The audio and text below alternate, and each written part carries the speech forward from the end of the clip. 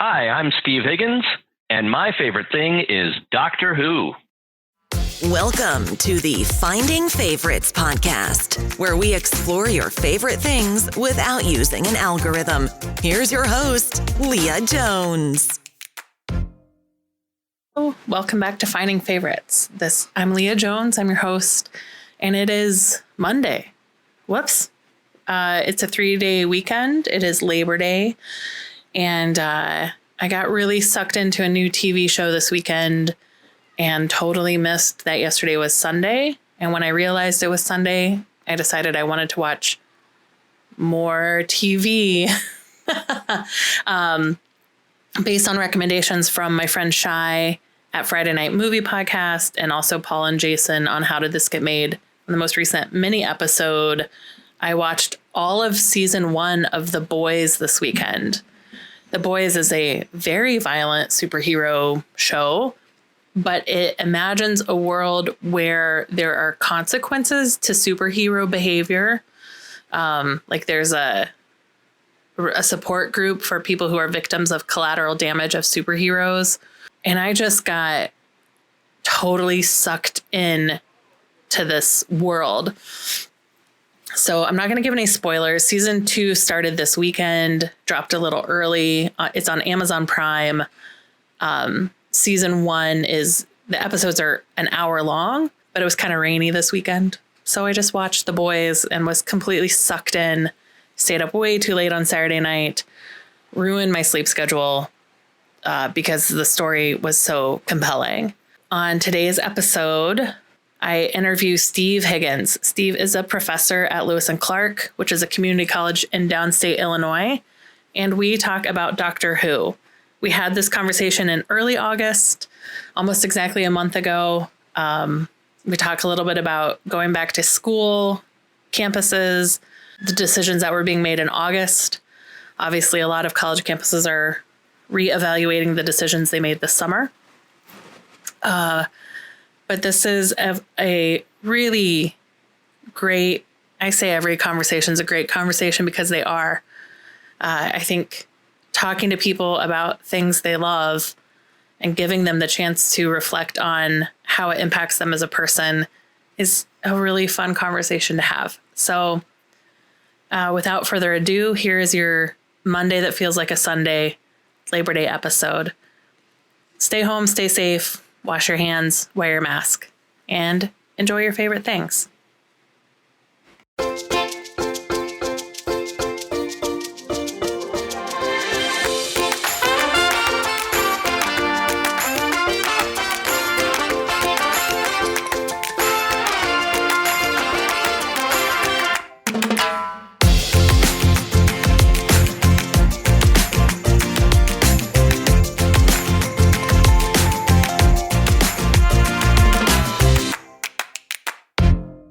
Everyone, welcome to Finding Favorites. This is the podcast where we learn about people's favorite things and we get recommendations without using an algorithm. Today marks a very important day in my podcast because this is the first time I'm interviewing a complete stranger. I've got Steve Higgins with me today. Steve is an associate professor of English, or is that an old title? Professor. Professor. I'm a full professor. Yes. Great. Steve is a professor of English at Lewis and Clark down in downstate Illinois. Yeah? Yes, that's correct.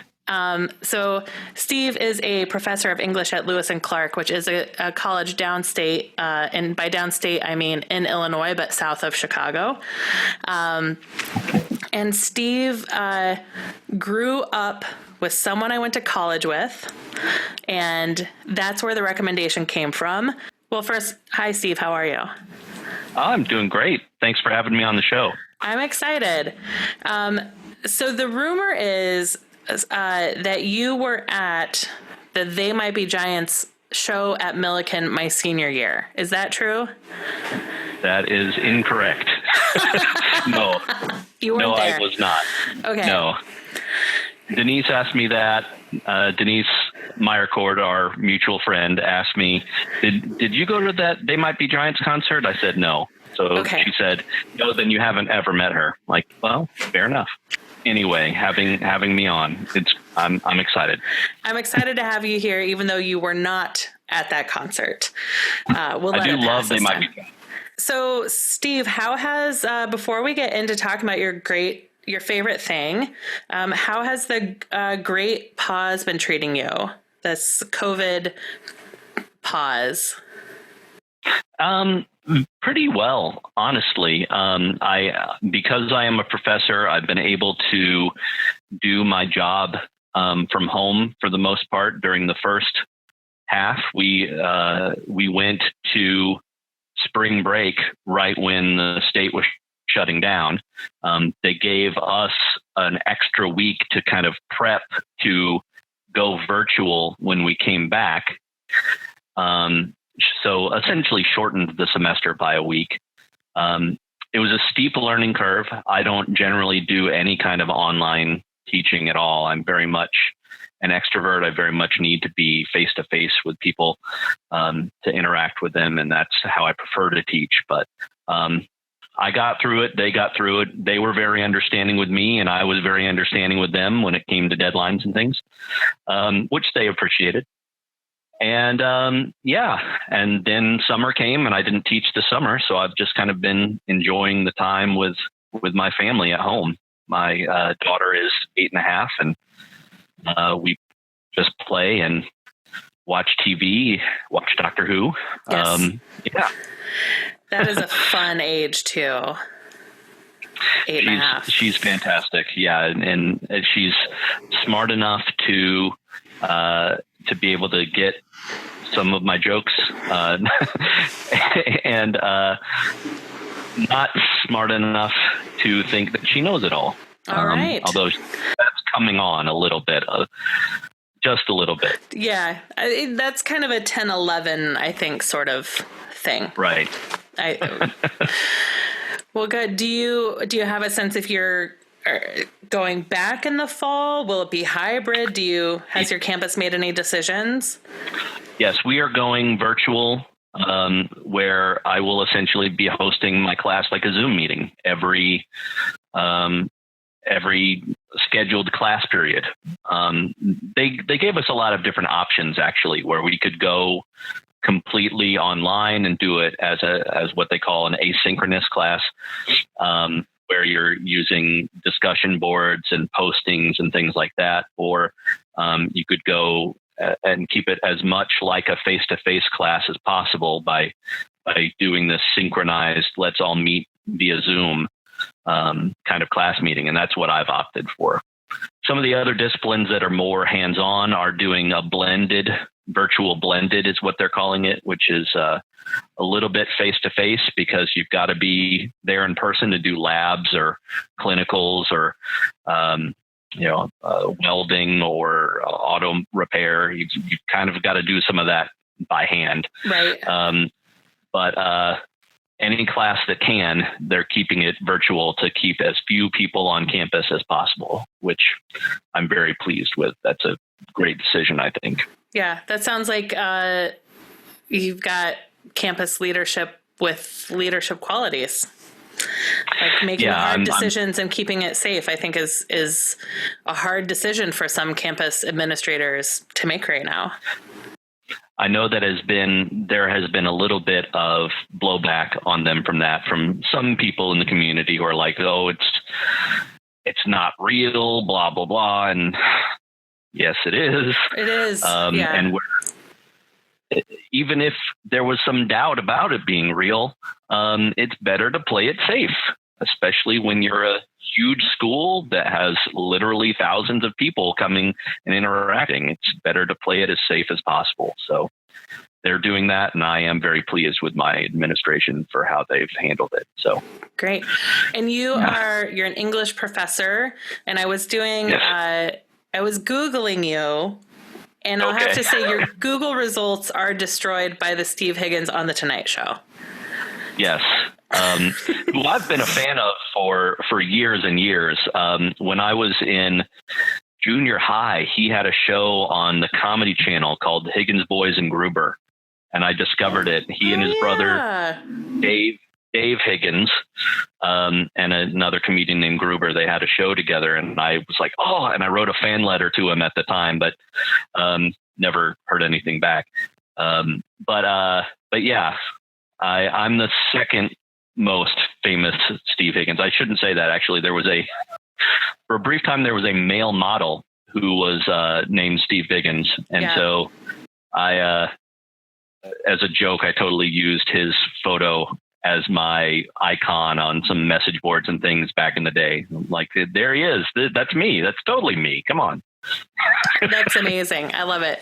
There was, I felt really, Leah Jones is not, it is becoming a more common name.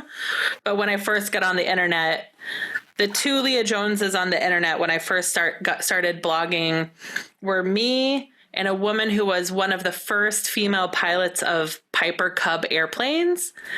And I felt really bad pushing down her achievements as a groundbreaking pilot for my blog about whatever, I just felt a little guilty about pushing her off the internet. But so one of the articles I saw says that you teach comic books as literature, that's one of your classes. So what types of things are you teaching? Or was that like a one-time class and not your usual? No, I do teach that every spring. Unfortunately, this past spring, I didn't get enough students enrolled, unfortunately. But most times, most years, I have enough. And it's a fantastic class. I really enjoy it. I teach it just like a literature class, basically. Except we're reading graphic novels instead of regular novels. And I break it up by genre. I guess we do a little bit at the very beginning, which is kind of like crash course in, if you've never read a comic before, here are some things to kind of watch out for, some of the more technical aspects and some of the vocabulary.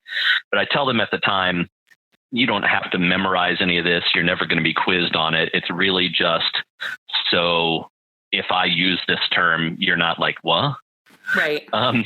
But then after that, we jump right into the stories themselves. And so I break it up in 5 genres: superhero, crime, sci-fi, fantasy/horror, and realism.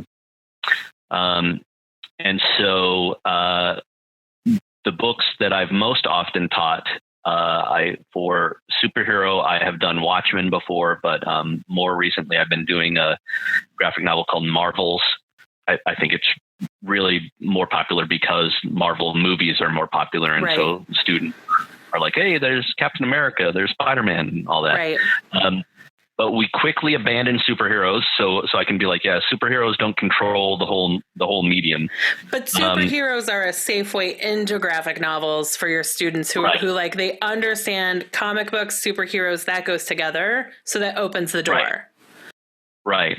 And actually, that used to be more true, that students equated the two, but ever since Walking Dead, more students are like, comics are a thing that has multiple genres, and they understand, well, that here was a zombie comic. Yeah.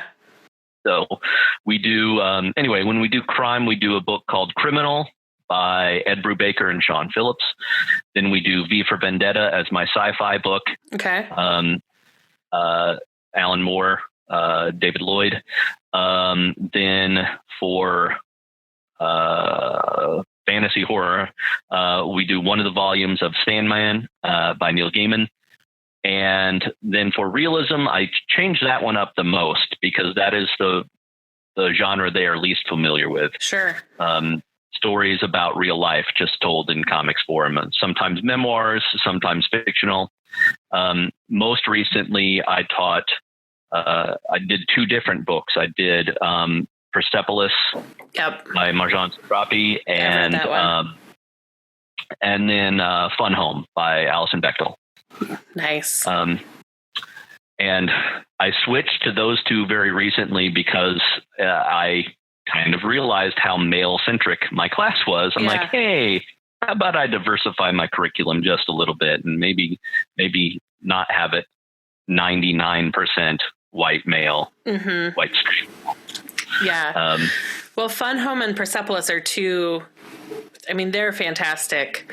What have I got? There's Rosalind or Roz. She's got like really squiggly lines, and she's got one about her parents called "Can't We Talk About Something More Pleasant?"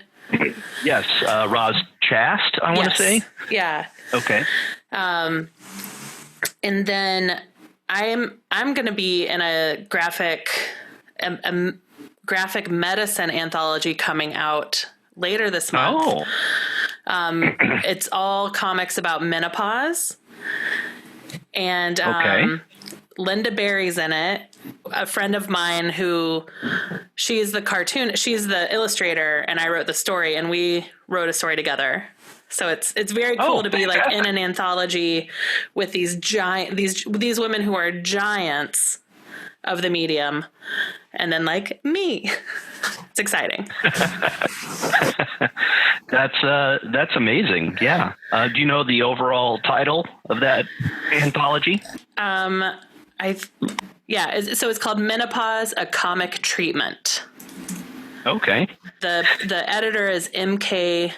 Oh boy, Sarwick. She's known on Twitter as the Comic Nurse, and she did an autobiography graphic novel about. She was a nurse during the AIDS crisis, and it was about a Chicago award for AIDS patients in Chicago and what it meant to be a nurse in that ward. Okay. It's very good. Well, I'm going to have to seek that out too. Yeah. It's interesting that you bring that up because HIV has a little bit of relevance to my topic today in some ways. I will get to it.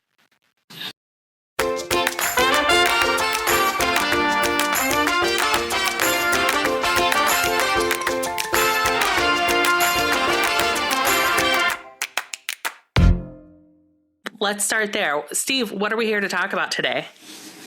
We're here to talk about Doctor Who. Doctor Who has been my favorite television show since I was very young. I actually Googled to see, because I figured there were some nerds on the internet that must have done this already and tracked what the air dates of various episodes on PBS were. And sure enough, there's a website, broadwcast.org. And it's the D and the W then are capitalized. So it's a DW for Doctor Who. Yep.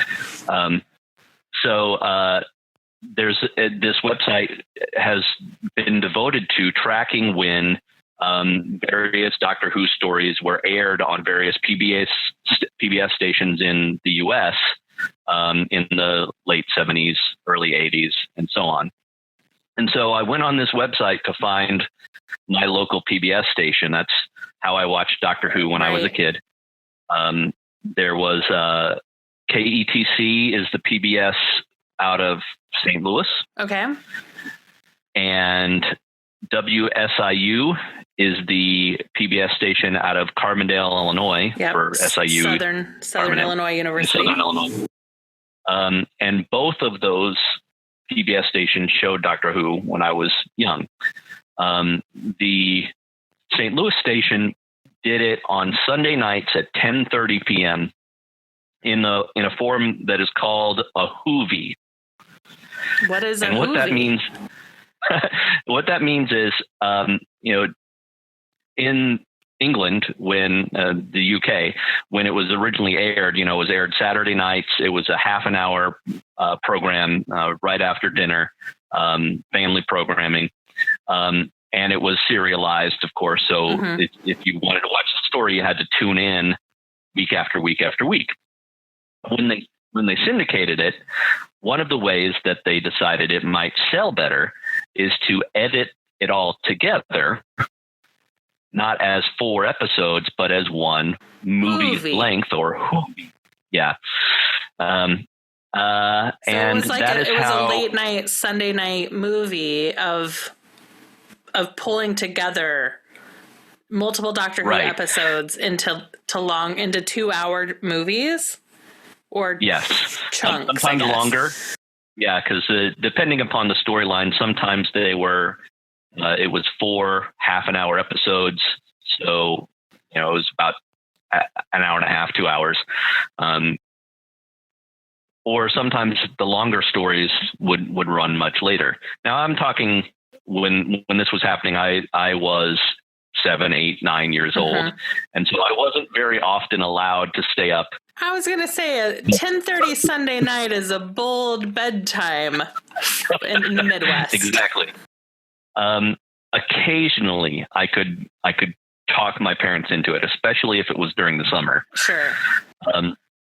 But the Carbondale station, WSIU, was showing them at, I want to say 5 p.m., and they were showing the half-an-hour episodes. They were showing them in the serialized form.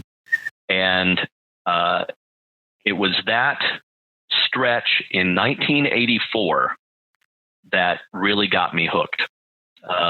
It was on, I would watch my He-Man. I would watch my other not Saturday, but weekday afternoon cartoons. Yeah. And then right before dinner, I would switch over to Doctor Who and watch that day's Doctor Who. And I just really loved the show. I was intrigued by the concepts, the science fiction concepts, the heroism of the lead character, the Doctor.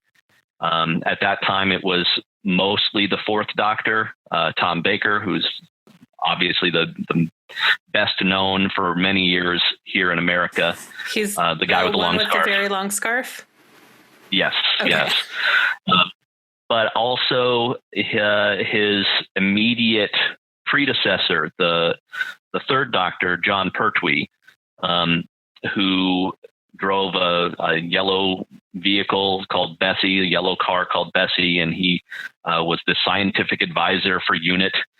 And even though when they originally had the third Doctor kind of take over the role, their goal was to kind of revitalize the program by bringing it back down to earth. The character got stranded. Yeah, got stranded on Earth, and all the threats he was dealing with were dealing with Earth invasions and things like that. As much as it was an attempt on their part to try to ground the series in familiar settings, for me, being a Midwestern kid, seeing British things, seeing London and seeing the English countryside, I was like, "Ooh, this is still very different," and I'm excited about that. And I think in a lot of ways that show was kind of responsible for one of the topics that I teach is British literature and my love of British culture and all things from Monty Python to I was about to ask if you did the Doctor Who Monty Python, because Monty Python was Monty Python and the Black Adder were my childhood English comedies that I watched. I didn't watch Doctor Who until the new Doctors. So it wasn't something I ever watched, but Blackadder and Monty Python was on all the time. Yeah. On the St. Louis station, they always aired it at 10:30, and 10 o'clock was a time that they aired a half an hour British comedy. Yeah. And Blackadder was one. In later years, Red Dwarf was one.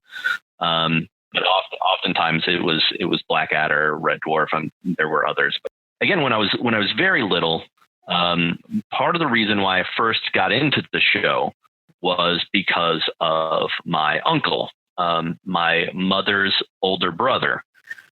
He lived in Florida, which themselves had a large Doctor Who fan community down there, and one of the PBS networks out of Miami always did a big convention. And he was a big Doctor Who fan. Mm-hmm. And one year, I guess it was 1984, he must have come up for a visit, and he was the one who kind of introduced me to Doctor Who. So he was the one that got me into the show. And I idolized him. I thought he was just the coolest guy, and he liked the show, and I dug it too. So it was kind of a bonding thing for us throughout his life. Every time that we would go and visit him, he'd show off some Doctor Who stuff that he got at some convention or some shop. One year he went to a Doctor Who convention, and he met John Pertwee, the third Doctor, and he got his autograph for me on a headshot. Yeah. Which I promptly folded it up. Yep. So I could put it in my pocket to take to school to show to all my friends who none of them watched Doctor Who. But I still have it today, but you can see very clearly the crease marks on it from where I folded it up and put it in my pocket. But there is something great about when we were fans before it was so precious that you couldn't crease an autograph. Like, that's a delightful story. Yeah. And it really was the kind of thing when I was a kid that nobody else had even heard of it. Right. So when I was playing on the playground with kids, we were playing He-Man or something similar to that. We weren't really playing Doctor Who. Yeah. Although Doctor Who would have been more fun. I agree wholeheartedly. I did make my brother frequently play Doctor Who with me. My brother's 5 years younger than me. And so, I'm like 8 years old, 9 years old, and I'm making my brother, the toddler, be the companion, as I'm the Doctor, and we go on adventures. That is fantastic. I would put a laundry basket upside down on his head and make him be a Dalek, and I had to run away from him.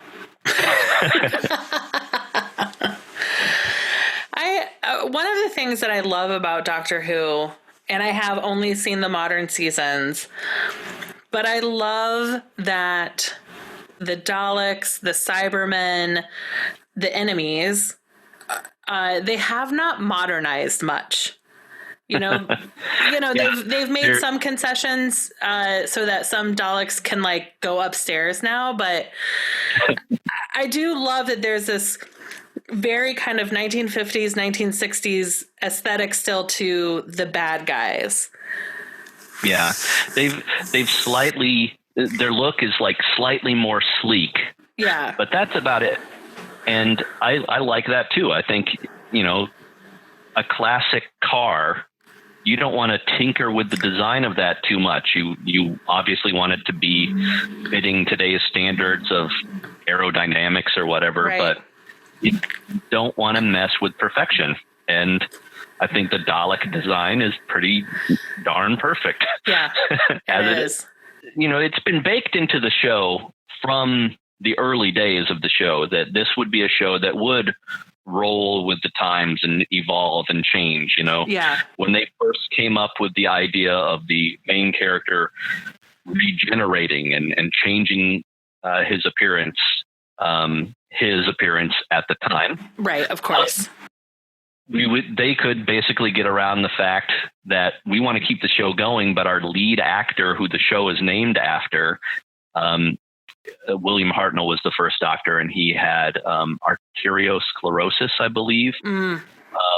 And he just was not able to handle the rigors of filming anymore. Sure. And they knew they were going to need to replace him. And they invented this conceit of regeneration, and it has led to the show, continuing. The show began in 1963, and here we are in 2020, and it's still airing, and evolving and changing, yet still true to what it always has been. And that's amazing to me.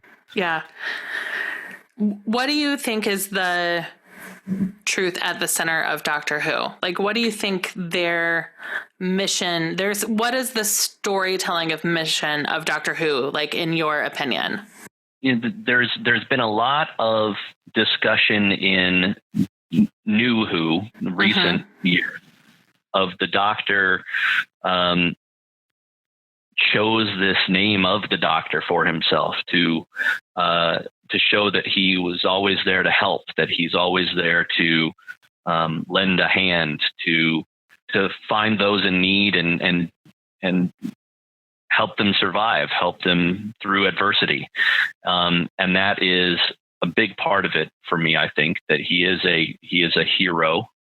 And the current Doctor, Jodie Whittaker, I think that she embodies that in the character very, very well, as well. And for her too, some of the New Who Doctors have been very grim at times because they've had this darkness in their past, and my planet went through a war and I'm the last survivor. One thing that I think that Jodie has brought back to the role in some ways is a joy. A joy of, I'm exploring, I'm seeing the universe, and I've got my best friends with me, and let's go check it out. Tennant, the 10th Doctor, David Tennant, did a really great balance of that, where he had the grittiness, but he had the joy as well. Jodie really is, in a lot of ways, to me, pure joy, and I love her in the role. I think she's great. I think she's amazing, and I don't know if there's a season that has just left me crying through more episodes than since she became Doctor. They are writing these episodes in the world we currently live in, so every episode feels like a rebuke of both our current administration and like of Brexit. Like every episode in the last season felt like we were getting a talking to from a very stern teacher. And almost every episode I felt like in a good way, like a show with a moral center. It felt really good to consume right now. I agree with that wholeheartedly. I have had conversations with friends about Jodie's first season as the Doctor, about how much of it has felt to me like it was about Brexit. Yeah. And Doctor Who has always done that. Doctor Who has always, in subtle ways, referenced what was going on in the world. You know, if you look at some of the 80s episodes, you can see some very obvious Thatcher stand-ins. Yeah. And you go back to the 70s episodes again of Pertwee and Tom Baker, and you can see references to the politics of the time and miners' strikes. I think it's only natural that, again, the series grows and evolves and changes with the times, and it still then is relevant in a lot of ways socially. Yeah. One of my favorite things about Doctor Who as well is that it can be, even within one season, it can be 6 or 7 different things. You can have historical episodes, and you can have hard sci-fi, and you can have light-hearted romp, and they all fit next to each other very well, because it's baked into the premise of the Doctor can go anywhere and any time, any when, and meet anyone. And it's again, something that I feel like Jodie's 2 seasons have gotten back to. Yeah. In a lot of ways, that it's felt more like classic Doctor Who to me in some way. Not that I dislike other seasons. Sure. There's always discussion of who's your favorite Doctor. My favorite Doctor is always whichever one I've watched most recently. Yeah. Because I just love it. I love it all. Unabashedly. They want to criticize sometimes the effects back in the day and the wobbly sets, and I don't see the wobble. It all feels real to me. I'm drawn into that world. I love it. Yeah, I got into Doctor Who. I've talked about it on another episode. I think there was a period of time when I was just watching I was binging shows that started with W's. And even though Doctor Who starts technically with a D, but like I watched The West Wing, I watched The Wire, and Doctor Who. To me, were like all one viewing chapter of my life. And I had seen Matt Smith. That's a very eclectic mix right there. The Wire and Doctor Who next to each other. That is. Yeah, I'm not saying, I'm not defending my, and I think possibly also Weeds, the show Weeds at the same time. I'm not someone who, I can't explain it, but whatever. I got into this like very binging W shows. But in it, I watched, Matt Smith had been on a show on the BBC about the Parliament. It's called Party Animals. And okay. Right. He's like a Parliament. He's an aide in Parliament, and it's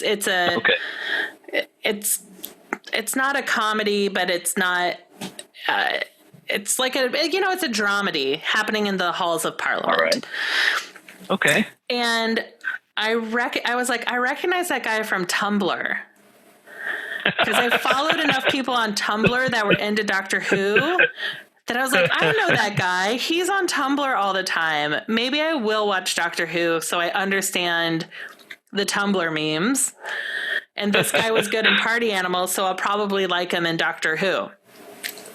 And that's how I got into Doctor Who. I was the opposite. I was a Doctor Who fan on Tumblr.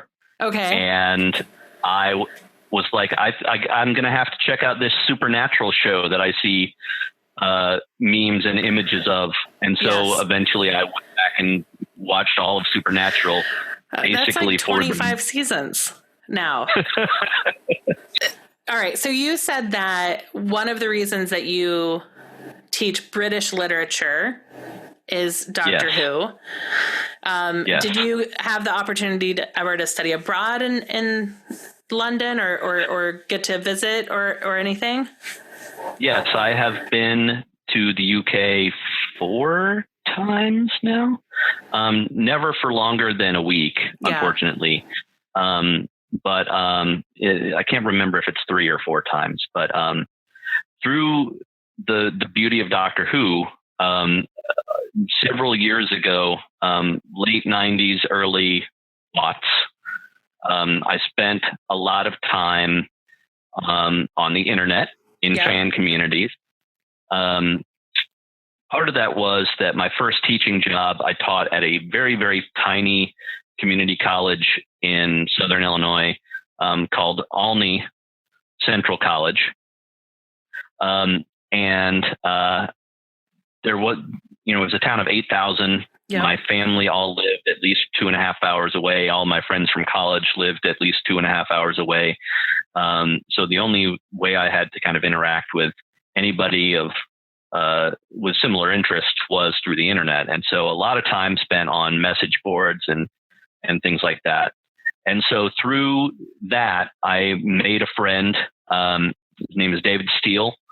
And he is Scottish, lives in Scotland, and is a huge Doctor Who fan. And he and I became very good friends over the years, not just Doctor Who, but a lot of other common interests in music and comics and things. And so the first time that I went to visit him was in 2010, I believe. And that first time that I went, I went to visit him in Glasgow, where he lives. And then we took a brief trip down to London for a couple of days. One of the things that we did when we were in Glasgow was we went to a Doctor Who convention. Fun. And one of the things that we did when we were in London was go to the Doctor Who exhibition, which had a lot of props and costumes and things like the face of Bo, like the actual face of Bo. Wow. Was there as part of the exhibition. So I have a picture of me like kneeling next to the face of Bo and pretending to be David Tennant, putting my hand on it. It's me. I look a bit different, but I'm here. And then also, as we were going around London, really just like, hey, let's pose in front of the London Eye like in Rose, and you be the Ninth Doctor, and let's run across Westminster Bridge, not because it's Westminster Bridge, right, but because Daleks went across in Dalek Invasion of Earth. Yeah. Hey, look, post office tower, like from the War Machines, William Hartnell episode from 1966. Because that's the level of nerd that I am. It's not, I'm excited that I'm in this beautiful city. I'm excited that I'm in this place where they filmed Doctor Who. Yeah. But yeah, that was it got you all over the city. So I think if Doctor Who is the reason you run around London and you know what things are, that's great. Yeah, so I have been there then. I think it is 3 times that I've been to visit him. The most recent was 2 years ago now, I want to say. Also became really good friends with his sister, Allie, and she has come here to visit us twice as well. So Doctor Who has meant a lot to me, not just because it's a show that I love, but because I've made friends with people from all over the world. They're not the only friends I have within fan communities, but they are really 2 of my absolute best friends that, you know, I have Zoomed with during the Great Pause, as you referred to it, just as frequently as my parents.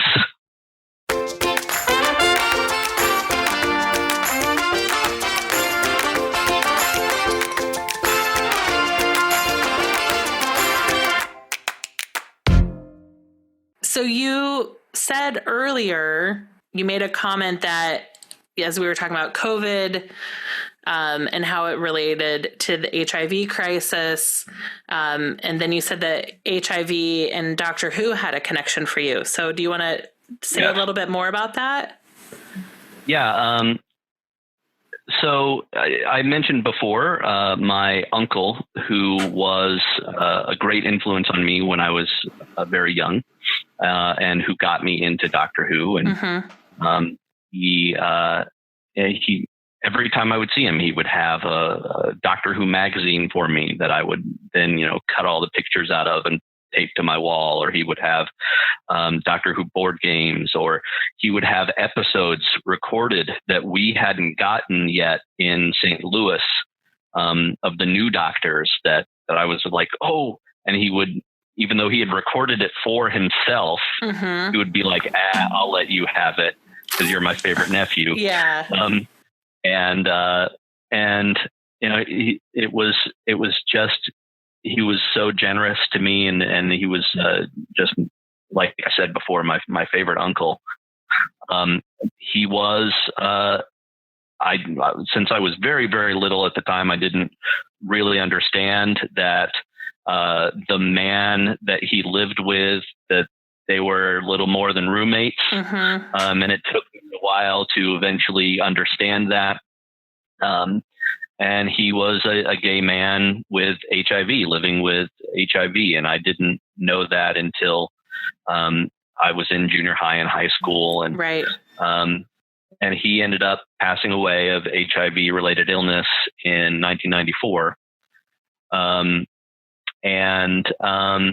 It really affected me. He is one of the key figures in my life. And the loss of him affected me greatly. And one of the things that I frequently think about the show now that it's back is I wonder what Uncle Wes would have thought of these new episodes. I bet he would have dug it so much. Yeah. In a way, I've kind of felt like teaching my daughter about the show has been a way of doing what he did to me, not just for the self-interested reason of I get to watch Doctor Who, and I don't at my house, and I don't have to shoo people out of the room or anything. But she has become a fan, and I can see that kind of continuing. That when he made me a fan, I'm making her a fan, and yeah, he was a phenomenal figure in my life and very influential. And I still miss him. It's been 25 plus years since he passed away, but I still think about him a lot. Again, especially in regards to Doctor Who. How would he have felt about Jodie's run? How would he have felt about the 50th anniversary and Day of the Doctor and all of that? How would he have felt about that? I've been able to go to conventions and I've been able to go to London and I would have surely brought those pictures back to show him and would have gotten autographs that I could give to him. That he could fold up and put in his pocket. Exactly. So yeah, that is the connection there. He was my uncle, so he was my idol in a lot of ways. Yeah. And hugely influential in one way that I'm a cis het white male living in the Midwest. And I think it would have been very easy for me to go down a route of being very closed-minded and linear in my thinking and not being open to other perspectives. But he was the first person who I had to flip a switch in my head and say, okay, well, the other boys at school are making fun of this kid for being a little bit effeminate. Right. And using derogatory terms, and I could go right along with that. But wait a minute, there's my uncle, and how do I feel about that? And taught me how to open my mind to other experiences, basically. So not just Doctor Who fandom, but made me the pinko commie bastard that I am today. Yeah. And also, I mean, I don't know at what point you knew he was living with HIV, but I'm 43. I think we're close to the same age, right? Yeah. Yeah. So we were like a year younger than Ryan White, who was, and I grew up in Indiana. So he was kind of the person and he had full blown AIDS from a blood transfusion. And he was like the face of AIDS and HIV growing up in Indiana. Yeah, that and Pedro Zamora, yes. Real World, season 3. The last good season. We're kind of we're kind of the ones that in pop culture kind of changed the conversation. Wow. Well, thank you for telling me the more full story of his life. It sounds like he had a lot of gifts for you, and those one-on-one relationships are what can break through, even though it takes so much effort. Yeah. And I am the same way, I'm an educator. And so I do try to not just instantly block. I think about how can I reach this person? How can I educate this person? And I think about how many people, not just my uncle, but so many people that I knew were patient with me in regards to some backwards ideas that I've had over my entire life, not even just when I was young, but even up to recent years. The things that you have to realize, okay, I'm saying this because it's what I've learned and subconsciously taken in from the culture, and I need to unlearn that, and I need to see things from a different perspective. And all the different people I've had in my life, again, my uncle among them, who took the time to say, well, no, what if you look at it from this point of view? My other big influence in my life, pop culture wise, it's Doctor Who and it's Mr. Rogers.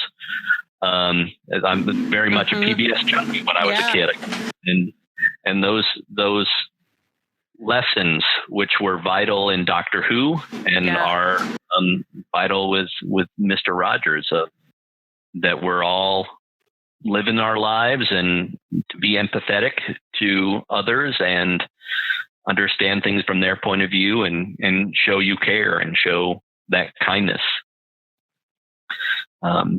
It's philosophies that I try to live by that are, again, inspired in part by pop culture and the things I loved.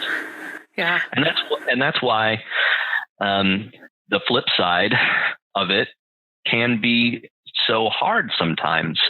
And talking about the QAnon type people, the conspiracy theorists and things, I don't know if you're familiar with any of the "not my doctor"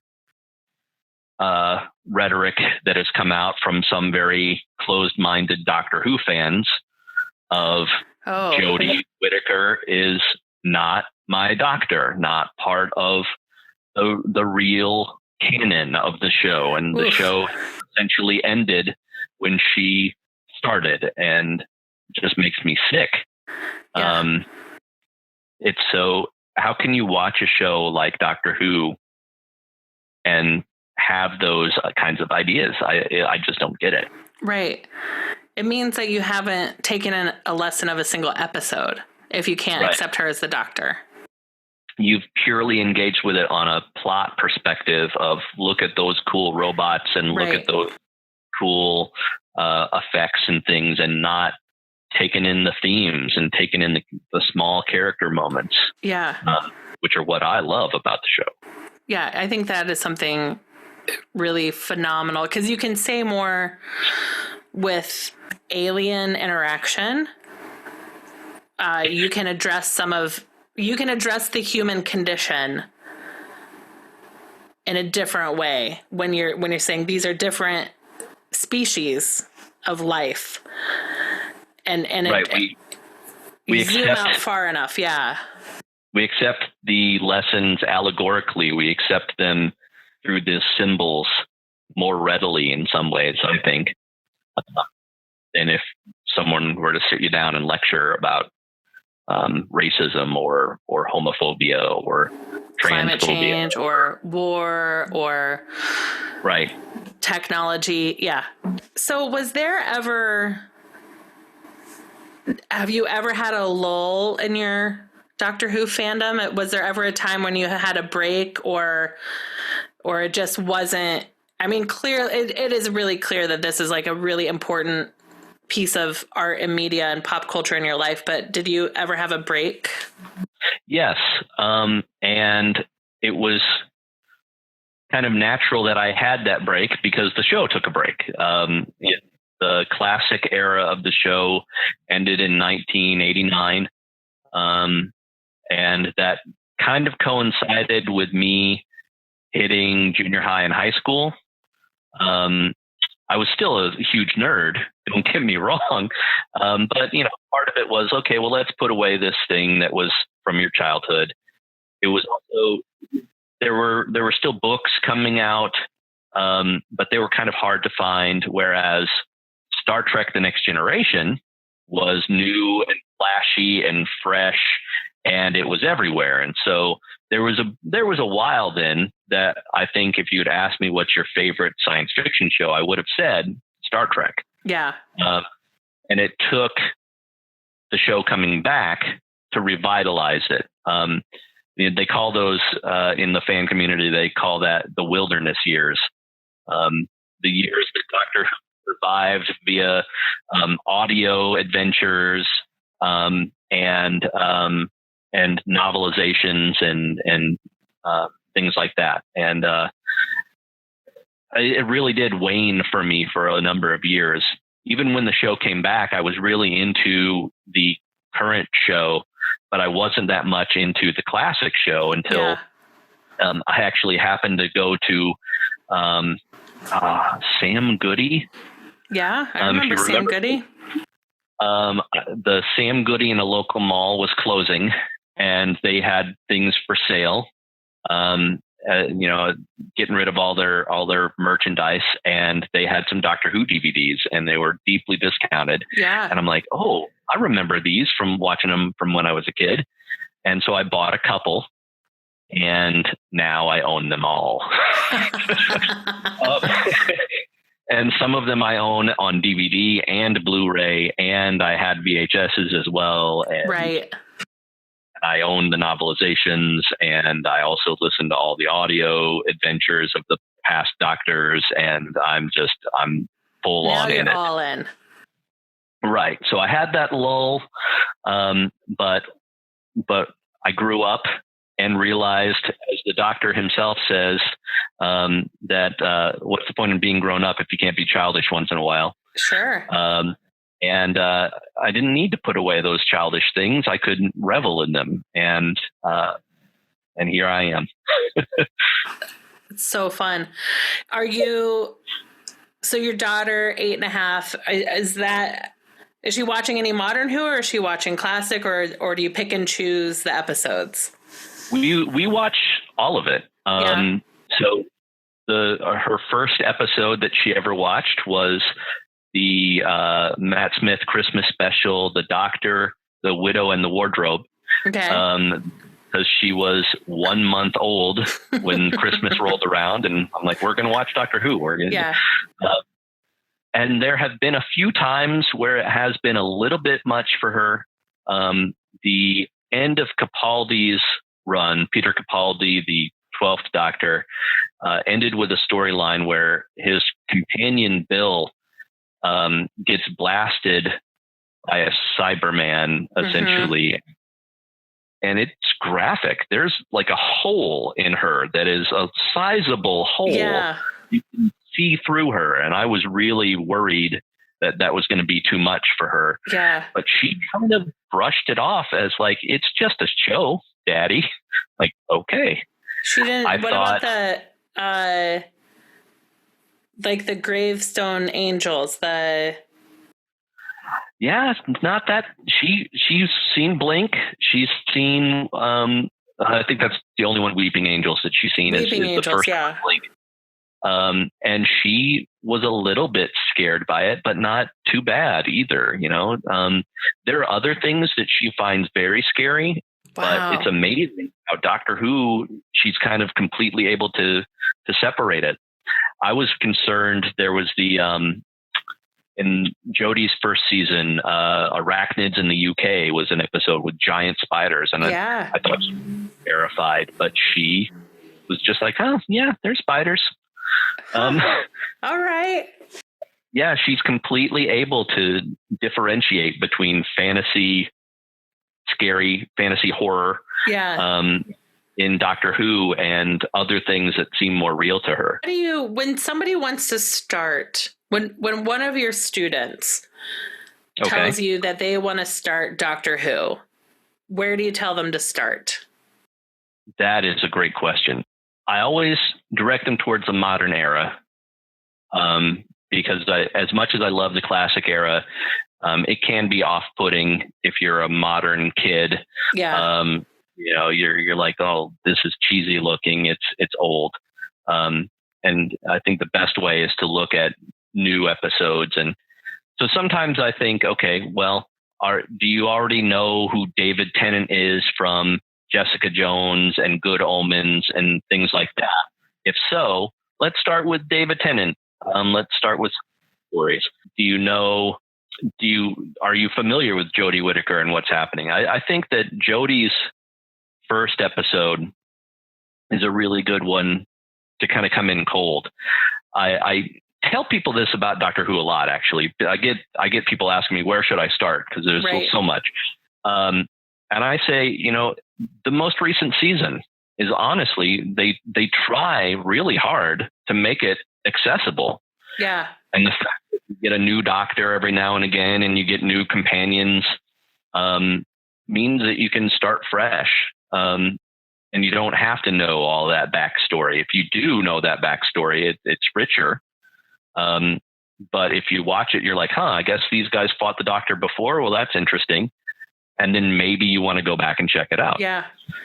Because Jodie's first episode is, it's how she ends up with 3 companions. Right. She meets them in the first episode. Yeah. They're on that train and she falls through the roof. Yep. And it's like, well, I'm here to help. Yeah. Just instantly. What's going on? What's wrong here? Yeah. And you're like, who is this lady? Why is she, why did she fall through a roof? How is she doing all these amazing things? And you get drawn in. the first episode of Capaldi's last season too was another really good one that I thought you can start right there. And, it's called The Pilot. And the name of the episode, The Pilot, has a double meaning in that there's a pilot that's part of, and it acts in a way as a pilot to the show. You can start fresh. Matt Smith's first episode, The 11th Hour, is another good one that if you've never watched Doctor Who before, you can just jump right in there. Yeah. So I usually try to gauge what kind of why are you wanting to come into Doctor Who right now? Is it because you know who David Tennant is and you want to know more about him? Well, maybe I'll show you a random episode. Did you like that? Okay, well then let's jump back and right. Because that Doctor Who rewards multiple viewings, and it rewards people who dive into that huge back history. So one of the things that you are involved in, is it called Ink and Drink? Ink and Drink, yes. Tell me a little about that. Yeah, Ink and Drink Comics is a group here in the St. Louis area that every 6 months or so we put out an anthology of short stories of comics, short comics. We generally have a theme to it of a genre, horror or crime or sci-fi or whatever. And we tell everybody, okay, put together a short story, and all of us work on our stuff on our own. And then we compile them together and we put out a book. Like I said, about every 6 months. We started in 2010. Okay. Our first book was called Spirits of St. Louis. It was a horror book. And we've been doing 2 a year ever since. That's great. We'll be celebrating our 10th anniversary here in 2020. We're going to try to put out a best of anthology, as well as we have a superhero book in the works right now as well. Are they graphic novels, or is it a combination, or are they straight short stories? It's comics. So yeah, it's all short comics. So it's not a graphic novel in the sense that they all kind of relate to one another, but it is illustrated. So yeah, it's incredibly rewarding creatively, and again, as an educator, I'm like helping people out who want to get into comics. Right. Here's a way to get your feet wet. So many people, when they want to write comics, they have this huge idea for a 100 issue storyline that's a gigantic thing. And I always tell them, as much as George Lucas had the saga in mind, he still made one movie, right, that could stand alone and introduced you to the world. And if you wanted to then continue adventures in that world, that's great. But if Star Wars A New Hope was the only movie that ever came out, you could watch that and it would be a movie. And that's what you have to do. You have to look at first, let me tell one story, one little slice that is intriguing enough to want to draw more people in. Yeah. And that's kind of the creative problem when it comes to short stories, but it's also a great challenge to wrap your head around and to incite your curiosity and your creativity. And other retail booksellers are available, and you can buy them through them too. Yeah. They should go to inkanddrinkcomics.com, find out the titles, and then do maybe some research to figure out, can they get it through maybe they're a local shop or through Amazon or so. Yeah. Yes. Shop small, shop local, and they'll be able to buy our books too. We're available through Ingram Book Distributors. So anywhere that deals with Ingram, which is pretty much any bookseller in the U.S., you'll be able to get our books. Great. Anything else that you'd like to promote or mention?